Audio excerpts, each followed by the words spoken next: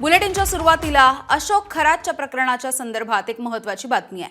अशोक खरात याचे निकटवर्तीय जितेंद्र शेळके यांचं अपघातामध्ये निधन झालंय। समृद्धी महामार्गावरती त्यांच्या कारचा भीषण असा अपघात झाला। संभाजीनगरवरून शिर्डीकडे जात असताना धोत्रे गावाजवळ हा भीषण अपघात झालाय, ज्यामध्ये जितेंद्र शेळके आणि त्यांची पत्नी अनुराधा शेळके या दोघांचा मृत्यू झालाय। उभ्या असणाऱ्या कंटेनरला शेळकेंच्या कारनं पाठीमागून जोरदार धडक दिली। यामध्ये कार ही थेट कंटेनरच्या खाली घुसली आणि या भीषण अपघातामध्ये जितेंद्र शेळके यांचा 14 वर्षांचा मुलगा हा गंभीररित्या जखमी झालाय। खरातच्या शिवनिका ट्रस्टचे जितेंद्र शेळके हे उपाध्यक्ष देखील राहिले आहेत। शेळकेंच्या लॉन्समध्ये खरातची भागीदारी आहे। दरम्यान खरातला अटक झाल्यापासून शेळके हे काहीसे तणावात गेले होते। खरातचे निकटवर्तीय असलेल्या शेळके यांच्या अपघाती मृत्यूच्या नंतर अनेक प्रश्न देखील सध्या उपस्थित केले जात आहेत। अपघात आहे की घातपात आहे असा सवाल देखील या निमित्तानं उपस्थित झालाय।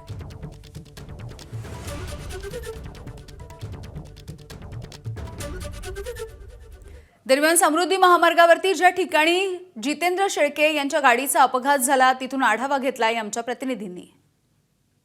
शिर्डीतील व्यावसायिक आणि अशोक खरात यांचे निकटवर्तीय समजले जाणारे जितेंद्र शेळके यांचा आज रस्त्यावर झालेल्या समृद्धी महामार्गावर झालेल्या अपघातात मृत्यू झालाय। आता आपण या समृद्धी महामार्गावर या धोत्रे शिवारात आहोत। या ठिकाणी जर आपण जे अपघातग्रस्त वाहन आहे ते पाहिली, तिची अवस्था पाहिली तर हा अपघात किती भीषण होता, त्याची तीव्रता कशी होती हे एकंदर आपल्याला लक्षात येईल। एकूणच जर पाहिलं तर एक कंटेनर होता उभा कंटेनरच्या मागून या शेळके यांची गाडी धडकली। या गाडीत ते स्वतः, त्यांची पत्नी आणि मुलगा होता। त्यापैकी जितेंद्र शेळके व त्यांच्या पत्नीचा मृत्यू झालाय। मुलगा देखील गंभीर जखमी झालेला असून त्याला इस्पितळात दाखल करण्यात आलेलं आहे। आणि ह्या वाहनाबरोबरच जर इकडे जर आपण पाहिलं तर हा जो कंटेनर आहे तो या ठिकाणी उभा आहे। आपण पाहू शकतो की गाडी किती अशी आतमध्ये गेली होती। ही जे 4 चाकी वाहन आहे हे कम्प्लिटली या कंटेनरच्या खाली गेलेलं होतं। अपघाताची जी भीषणता आहे ती या सगळ्या याच्यावरून आपल्याला लक्षात येईल। एकूणच जर पाहिलं तर गाडीचा पूर्ण पुढचा भागच नव्हे तर मागच्या सीटापर्यंत पूर्ण गाडी ही डॅमेज झालेली आहे, ही 4 चाकी गाडी।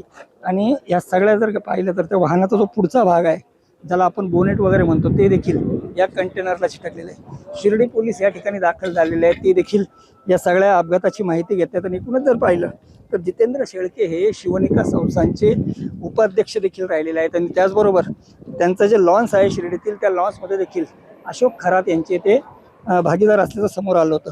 या अपघाताची प्रमुख कारणं आहेत ती आता पोलीस तपासात समोर येतीलच। मात्र ज्या पद्धतीनं या गाडीचं नुकसान झालंय ते पाहता या अपघाताची भीषणता आपल्याला लक्षात येईल। त्यामुळे या अपघातात जितेंद्र शेळकेंसह त्यांच्या पत्नीचा मृत्यू झालाय। मुलगा आता मृत्यूशी झुंज देतोय। नितीन ओझा, एबीपी माझा, समृद्धी महामार्ग, शिर्डी। संभाजीनगरहून शिर्डीकडे येताना समृद्धी महामार्गावर आज झालेल्या भीषण अपघातात शिर्डीतील व्यावसायिक आणि अशोक खरात यांचे जे निकटवर्तीय समजले जात होते जितेंद्र शेळके यांचा व त्यांच्या पत्नीचा मृत्यू झालाय। आणि हा अपघात झाल्यानंतर ज्यांनी सर्वात आधी या ठिकाणी येऊन त्या अपघाताची माहिती पोलिसांपर्यंत पोहोचवली ते आपल्याबरोबर प्रत्यक्षदर्शीत। काय पाहिलं तुम्ही नेमकं ज्यावेळेस हा अपघात झाला? किती वाजता झाला असावा आणि काय तुमच्या निदर्शनास आलं? साधारणतः 12:30-1ला तोपर्यंत ॲक्सिडेंट होऊन जायला होता। जोरात आवाज झाला, बरीच गर्दी आली, मग आम्ही आलो। सरपंच या नात्याने मदत करे, आम्ही त्यांची यंत्रणा याने पुरी करायचा प्रयत्न केला। कायम करू मुलगा पाठीमागं होता, तो मुलगा बाहेर काढला आणि वाचवला तेवढा। ज्यावेळेस अपघात झाला तर आवाजाची तीव्रता कशी होती, किती मोठ्याने आवाज झाला? म्हणजे वाहनाचा वेग खूप असेल असं वाटतंय? ते नाही आयडिया आपल्याला आता, आपल्याकडे काय साधी गाडी त्याच्यामुळे काय कळणार, पण ऍक्सिडेंट चांगला जोरात झाला। आता त्या गाडीचं अवसान पाहूनच कळतं ना, जोरात झालं ऍक्सिडेंट। निश्चितच हे यांनीच या ठिकाणी सुरुवातीला मदत कार्य केलं, पोलीस यंत्रणेलाही कळवलं आणि या सगळ्या गोष्टी झाल्या। एकूणच जर पाहिलं तर या गाडीची जी नुकसान झालेलं आहे, आता मी या दृश्यात तुम्हाला पुन्हा येऊन दाखवू शकतो की जे स्टेअरिंग आहे, जे बोनेट आहे, तिथून तर जवळपास मागचं सीटापर्यंत ही गाडी पूर्णतः त्या कंटेनरच्या खाली गेलेली होती। आणि ती खाली गेल्यानंतर जर पाहिलं तर यात आता पती पत्नीचा मृत्यू झालाय, मुलगा देखील आता मृत्यूशी झुंज देतोय। आणि या सगळ्या अपघाताची चौकशी आता पोलिसांकडून सुरू होणार आहे। त्यामुळे या झालेल्या धक्कादायक घटनेत मात्र या जितेंद्र शेळके व त्यांच्या पत्नीला या अपघातात जीव गमावा लागलेला आहे। या ठिकाणी पोलीस अधिकारी देखील पोहोचलेले आहेत, ते देखील या सगळ्या घटनेची माहिती घेत आहेत आणि निश्चितच त्यांचं आता प्राथमिक माहिती घेण्याचं सगळं काम सुरू आहे। त्यानंतर ते नेमकं अपघाताचं प्राथमिक कारण काय ते सांगतील आणि मात्र प्रत्यक्षदर्शी किंवा समक्ष पाहिल्यानंतर लक्षात येतं की उभ्या वाहनाला अत्यंत भीषण पद्धतीने झालेला अपघात आहे। नितीन ओझा, ABP माझा, शिर्डी। दरम्यान ठाकरेंच्या शिवसेनेच्या नेत्या सुषमा अंधारे यांनी या अपघातावरती प्रश्नचिन्ह उपस्थित केलंय।